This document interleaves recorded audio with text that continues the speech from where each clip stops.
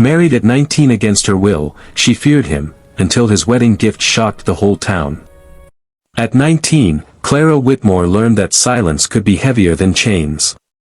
She stood on the porch of her new husband's cabin, snow pressing the world into stillness, her fingers trembling around 3 red roses. The town had watched her marry Elias Crow with tight lips and knowing eyes. They whispered that he was cold. Dangerous. A man who spoke little and felt less. Clara believed them. Because believing them made her fear make sense. She had not chosen this marriage. Her father's debts had chosen it for her. Elias had not smiled at the altar. He had not touched her hand. He had only nodded, as if agreeing to a sentence already passed. That frightened her more than cruelty would have. Now, on their wedding morning, she waited for him to speak. Behind her, the cabin chimney breathed smoke into the pale sky. Elias stood near his horse, tall and distant, his coat heavy with frost. He looked like a man ready to leave, not a man who had just taken a wife. "Why did you agree?" she finally asked, her voice cracking the quiet. He turned, surprised, not angry. "Your father needed help," he said simply. "And you needed safety." Safety. The word felt strange. She had never associated it with him.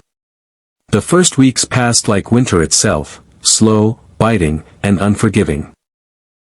Elias rose before dawn, chopped wood, repaired fences, and returned late. He never raised his voice. Never drank. Never demanded anything from her. That, somehow, unsettled her more than harshness would have. She slept fully clothed, waiting for fear to prove itself right. But it never did. Instead, she noticed small things. A shawl left near the door on windy mornings. Extra sugar set aside because he'd seen her reach for it once. Her boots mended without a word. Still, the town watched closely. They expected her to break. One evening, as the snow fell thick and soft, Elias came home early. He carried a wooden box, rough but carefully made. "This is for you," he said, setting it on the table. "My wedding gift." Her heart pounded. Gifts, she thought, always came with expectations. She opened the box, and froze. Inside were papers. Deeds. Letters. Her name written in careful ink. "It's land," he said. "Your land. The north meadow, the orchard, and the house in town." Her breath caught. "Why?" "So you can leave," he replied. The words hit harder than a slap. "I married you so your father wouldn't lose everything," Elias continued. "But I won't keep you against your will.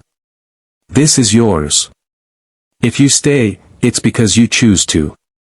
If you go, you'll never owe me a thing." The next morning, the town gathered, drawn by rumors like moths to flame. Clara stood beside Elias as he handed the signed deeds to the clerk. Whispers spread, then gasps. He gave her everything. She's free. He married her just to save her family. No one had expected that. Elias cleared his throat, his voice steady but soft. "Kindness shouldn't require permission," he said. "And love, real love, should never be forced." Clara felt tears rise, not from fear, but from something far more dangerous, hope. That night, she did not sleep fully dressed. Days passed. Then weeks. Clara did not leave. Instead, she planted seeds in the frozen soil, trusting spring would come. She laughed more. She sang while sweeping. And slowly, Elias began to talk, about his mother, who had died young, about loneliness, about how he had learned that giving was the only way to keep bitterness from taking root. One spring morning, the town watched Clara walk beside him, not behind, not afraid.